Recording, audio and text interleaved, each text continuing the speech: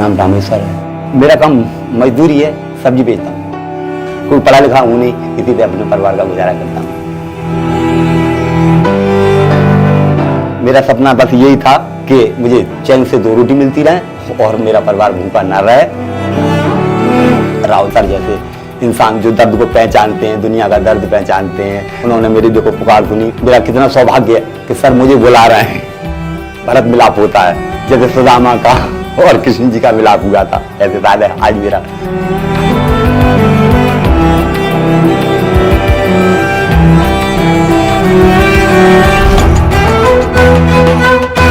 मैं आपसे सर मिलना ही चाहता था, मेरा बहुत मन था और मेरा दर्द आपने पहचाना। उस दिन तंग होकर, जिस दिन मैं मंडी में गया था, मेरे पास 1400-1500 रुपए थे।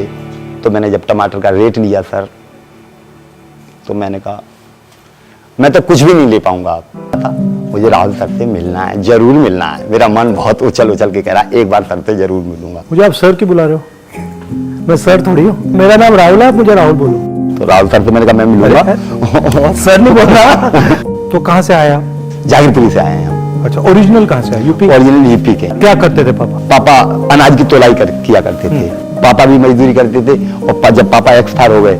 कैसे एक्सपायर हुए? बीमारी थी उनके। क्या एज थी आपकी? सांस की बीमारी थी। दमा? हाँ दमा, सांस फूलता था उनका। मुझे भी हल्का हल्का हो गया, यानी रिक्शा खींचते खींचते, नहीं खींचता है फिर भी खींचता हूँ। गांव में फिर भी खुशहाल थे, यहाँ आगे बहुत। आपने सोचा होगा कि देखो हमने शहर जाएंगे तो शायद थोड़ा अच्छा होगा। हाँ, हमने सोचा था हम जब दिल्ली जाते हैं तो हमें वहाँ खुशहाली मिलेगी, हमारा परिवार अमन चैन में रहेगा, यानी सही रहेगा, हमारा खान पान सही हो जाएगा दोनों टाइम का। मगर यहाँ और ज्यादा बदतर हो गया।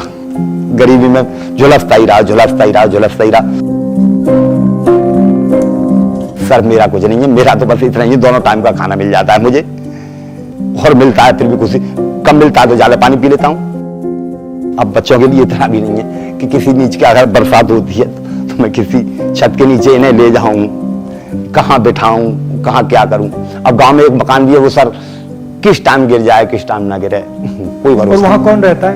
कोई हमारा है ही नहीं, और कोई नहीं खाली है रहता हमारा। हाँ, आप तो आप है हमारे परिवार के सर, हमारा कोई नहीं है इस परिवार में।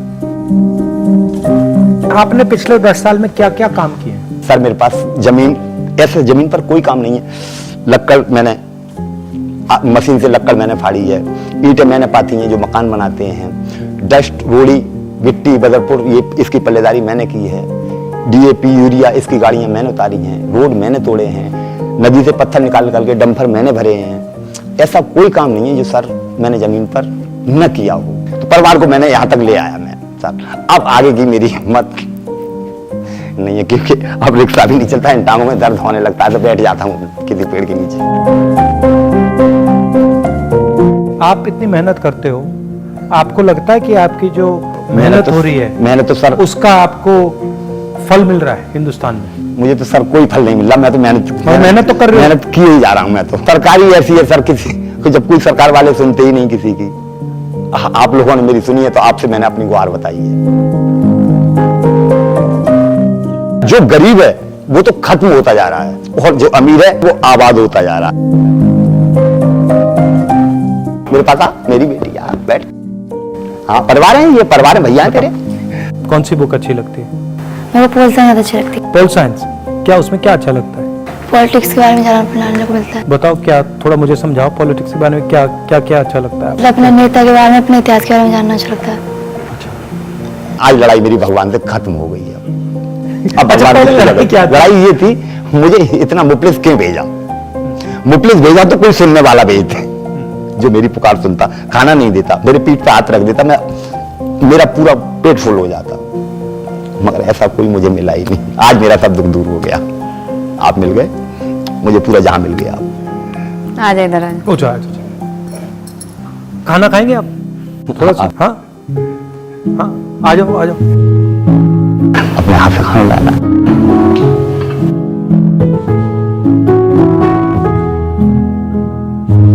आज इनका व्रत है। तो फल भी अलाउ नहीं आपको? नहीं खा लूंगी। मैं लाता हूँ, आप लीजिए आप लीजिए।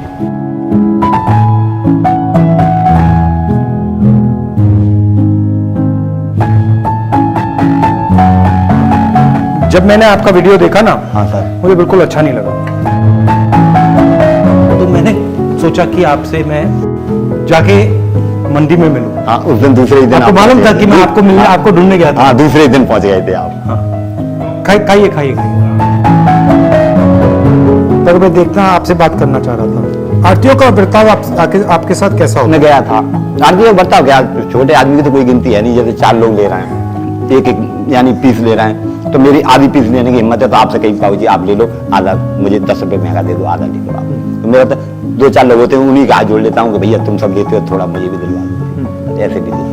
अब बीमार पड़ गया, अब जब मेरी टांग में लग गई तो मैं काम पे नहीं जा पाया, तो ऐसे थोड़ा थोड़ा करके कर्जा भी हो गया। कितना कर्जा हुआ? कर्जा फिर बेटे की शादी की थी सर, उसमें कितना पैसा लगा? 4 लाख रुपए, 3.5-4 लाख रुपए का जाएगा हम पे, ब्याज बढ़ जा रही है हम पे। और लोन कहाँ से लिया आपने?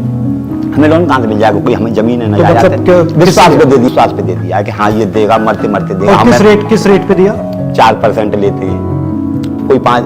अब मुझे तो जरूरत है, मुझे 5 पे दोगे, 6 पे दोगे, मुझे तो जरूरत है, मुझे तो लेना पड़ेगा।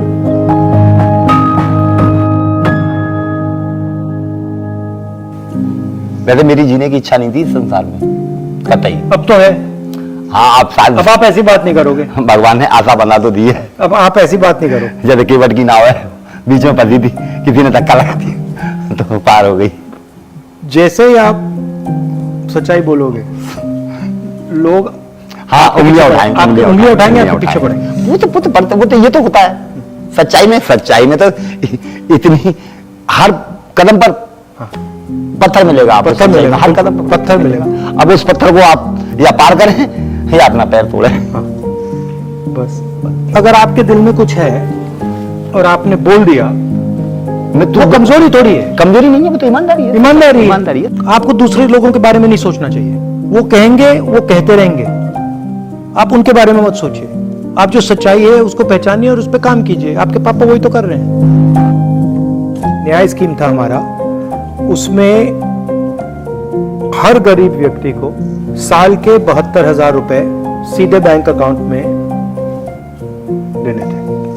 उसके बारे में आप क्या सोचते हो? महीने के 6,000। सर फिर तो आम जनता ऐसी हो जाएगी सर, इससे बड़ा सुकून जनता को कहीं मिलेगा ही नहीं कभी। अगर ऐसा होता है तो इससे बड़ा सुकून तो जनता को कभी। हमने सोचा था कि ये करना चाहिए, क्योंकि करोड़पतियों को इतना पैसा मिलता है, इतना कर्जा माफ होता है जनता। हाँ, तो थोड़ा सा पैसा, सही बात है, हमारे गरीबों को बिल्कुल दिया जाए, उनका हक बनता है। इतना दुख किसी ने नहीं झेला होगा। आप घबराओ, अब नहीं घबराना आपको। आप कह दिया, नहीं घबराना।